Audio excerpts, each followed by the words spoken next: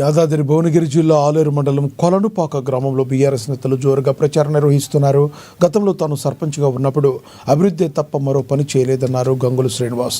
కాంగ్రెస్ వచ్చిన తర్వాత 2 ఏళ్లలో చెత్త కూడా తీయలేదని ఆయన విమర్శలు గుప్పించారు.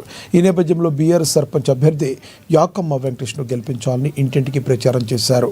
420 హామీలు ఇచ్చి కాంగ్రెస్ అధికారంలోకి వచ్చిందన్నారు. పార్టీ వచ్చిన తర్వాత మరి మేము తాజా మాజీ సర్పంచ్ గతంలో నేనున్నప్పుడు తప్ప ఇప్పుడు వాళ్ళు గెలిచిన తర్వాత ఎలక్షన్ కూడా పెట్టకుండా కనీసము మరి చెత్త కూడా తీయకుండా చెత్త తీసే ట్రాక్టర్లకు కేసీఆర్ ఇప్పించిన ట్రాక్టర్లకు డీజిల్ కూడా లేని పరిస్థితిలో ఈ యొక్క వ్యవస్థను ఈ యొక్క రేవంత్ రెడ్డి కాంగ్రెస్ గవర్నమెంట్ నడుస్తున్నది.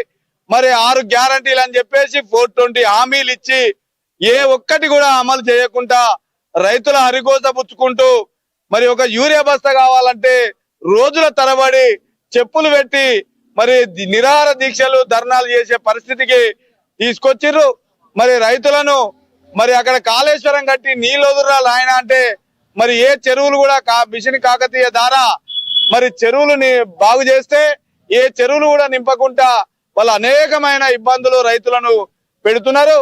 మరి రైతు భరోసా అని చెప్పి రైతు బంధు ఉంటే రైతు భరోసా చేసి అది 2 ఇప్పటికే ఎగదెంగినారు.